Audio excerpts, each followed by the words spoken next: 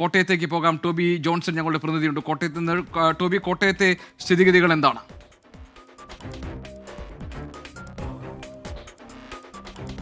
ഗോപി, ശക്തമായിട്ടുള്ള മഴ ഇടവിട്ട് പെയ്യുന്നുണ്ട്.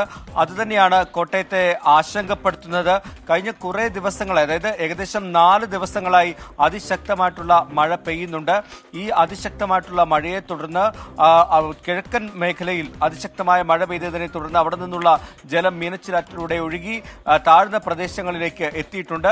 ഇത് വലിയ ബുദ്ധിമുട്ടുണ്ടാക്കുന്നുണ്ട്. താഴ്ന്ന പ്രദേശങ്ങളിൽ ഭൂരിഭാഗം മേഖലകളിലും വെള്ളം ഇതിനോടകം തന്നെ കയറുന്ന കാഴ്ചയാണ് നമുക്ക് കാണാൻ സാധിക്കുന്നത്. പ്രത്യേകിച്ചും ഇല്ലിക്കൽ, അതുപോലെ തന്നെ ഐമനം, തിരുവാർപ്പ്, കുമരകം, മണിപ്പുഴ തുടങ്ങിയ മേഖലകളിലെല്ലാം തന്നെ വെള്ളം കയറിക്കിടക്കുന്ന കാഴ്ചയാണ് കാണാൻ സാധിക്കുന്നത്. കോട്ടയം കുമരകം റൂട്ടിൽ ഈ വെള്ളം കയറിയതിനെ തുടർന്ന് കുറേ നേരം ഗതാഗതം തടസ്സപ്പെട്ടിട്ടുണ്ട്. ജലനിരപ്പ് താഴുന്നില്ല എന്നുള്ളതാണ് വലിയ ആശങ്ക. വേമ്പനാട്ട് കായലിലേക്ക് വെള്ളം എടുക്കുന്നില്ല. വെള്ളം മീനച്ചിലാറ്റിലൂടെ ഒഴുകി വരുന്ന വെള്ളം വേമ്പനാട്ട് കായലിലേക്ക് പോകാത്തത് തന്നെയാണ് വലിയൊരു ആശങ്കയായിട്ടുള്ളത്. എന്തായാലും ഈ ഒരു ജാഗ്രതാ നിർദ്ദേശം ജില്ലയിൽ തുടരുന്നുണ്ട്. നാളെയും അവധി പ്രഖ്യാപിച്ചിട്ടുണ്ട് വിദ്യാഭ്യാസ സ്ഥാപനങ്ങൾക്കൊപ്പം തന്നെ 15 ക്യാമ്പുകളും ജില്ലയിൽ തുറന്നിട്ടുണ്ട്. ശരി, കോട്ടയത്ത് നിന്ന് ടോബി ജോൺസൺ ആണ് വിവരങ്ങൾ നൽകിയത്. തിരുവനന്തപുരത്ത് നിന്ന് മേഘന മുരളി നമ്മളോടൊപ്പം ചേരുന്നുണ്ട് വിവരങ്ങളുമായി. മേഘന, തിരുവനന്തപുരത്തെ സാഹചര്യം എന്താണ്?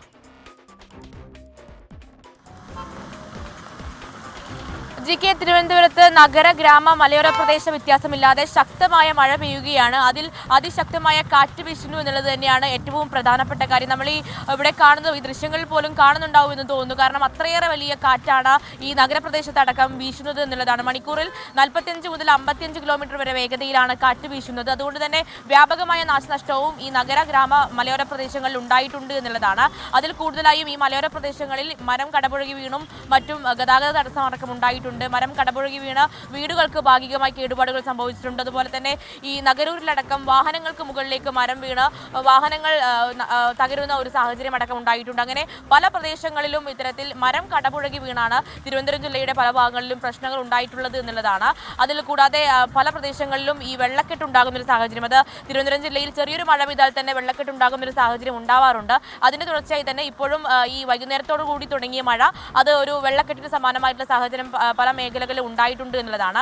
മറ്റൊരു കാര്യം, ഈ റെയിൽവേ യാത്രക്കാരുടെ, ട്രെയിൻ യാത്രക്കാരുടെ പ്രത്യേക ശ്രദ്ധയ്ക്കാണ്. അതായത് ട്രെയിൻ യാത്ര ചെയ്യുന്നവർക്ക് ഒരു സമയ താമസം ഉണ്ടാവാനുള്ള സാധ്യതയുണ്ട് എന്നുള്ളതാണ്. അത് ഈ കഴക്കൂട്ടം, കടയ്ക്കാവൂർ റെയിൽവേ പാളത്തിന് സമീപമായി മരം പൊട്ടി വീണ് ഈ റെയിൽവേ ഗതാഗതം തടസ്സപ്പെട്ടിട്ടുണ്ട്. അത് തിരുവനന്തപുരം ഭാഗത്തേക്കുള്ള റെയിൽവേ ഗതാഗതം സാധാരണ നിലയിലാണ്. എന്നാൽ കൊല്ലം ഭാഗത്തേക്കുള്ള പല ട്രെയിനുകളും വൈകി ഓടുന്നത് റെയിൽവേ ട്രാക്കിനടുത്ത് വൈദ്യുതി ലൈനിന് മുകളിലായി മരം വീണതുകൊണ്ടാണ് എന്നുള്ളതാണ്. എന്തായാലും മഴ തിരുവനന്തപുരം ജില്ലയിൽ തുടരുകയാണ്. ശരി, മേഘന മുരളിയാണ് തിരുവനന്തപുരത്ത് നിന്ന്. രാഹുൽ വിജയനുണ്ട് ഇടുക്കിയിൽ നിന്ന്.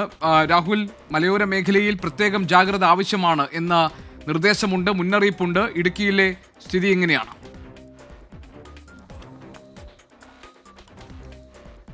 ജി.കെ. ഇടവിട്ട് ശക്തമായ മഴ തുടരുന്നു എന്നുള്ളതാണ് ഇടുക്കിയിൽ ആശങ്കപ്പെടുന്ന കാര്യം. റെഡ് അലേർട്ടാണ്. അതിന് സമാനമായ മഴ ഇന്ന് പകൽ സമയങ്ങളിൽ ഇടുക്കിയിൽ പരക്കെ കിട്ടി എന്നുള്ളതാണ് ഏറ്റവും പ്രധാനമായി പറയാനുള്ളത്.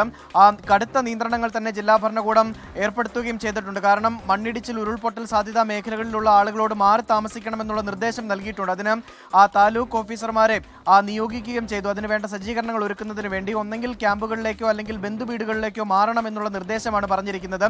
വ്യാപകമായിട്ട് ഈ നേര്യമംഗലം മുതൽ മൂന്നാർ വരെയുള്ള ഭാഗത്ത് മണ്ണിടിച്ചിലുണ്ടാകുന്നുണ്ട്. ദേശീയപാത നിർമ്മാണവുമായി ബന്ധപ്പെട്ട് മണ്ണെടുത്തിരിക്കുന്ന മേഖലയിലാണ് ഈ മണ്ണിടിച്ചിൽ എന്നുള്ളതാണ് ഏറ്റവും ആശങ്കപ്പെടുന്ന കാര്യം. ഇതുവഴിയുള്ള ഗതാഗതം രാത്രി 7 മുതൽ പുലർച്ചെ 6 മണി വരെ നിരോധിക്കുകയും ചെയ്തിട്ടുണ്ട്. അത് ഇന്നും നാളെയും മറ്റന്നാളും അങ്ങനെ തന്നെയായിരിക്കും. മാത്രമല്ല ജില്ലയിലെ എല്ലാ വിനോദസഞ്ചാര കേന്ദ്രങ്ങളും നാളെയും മറ്റന്നാളും അടച്ചിടണമെന്നുള്ള നിർദ്ദേശം കൂടി ജില്ലാ കളക്ടറുടെ ഭാഗത്തു നിന്ന് വന്നിട്ടുണ്ട്. അങ്ങനെ കടുത്ത നിയന്ത്രണങ്ങൾ ഇടുക്കി ജില്ലയിൽ മഴയുമായി ബന്ധപ്പെട്ട് ഏർപ്പെടുത്തുകയും ചെയ്തിട്ടുണ്ട്. അത്തരത്തിലൊരു സാഹചര്യം ഇവിടെ ഉണ്ട് എന്നുള്ളതാണ് ഏറ്റവും പ്രധാനമായും പറയേണ്ടത്.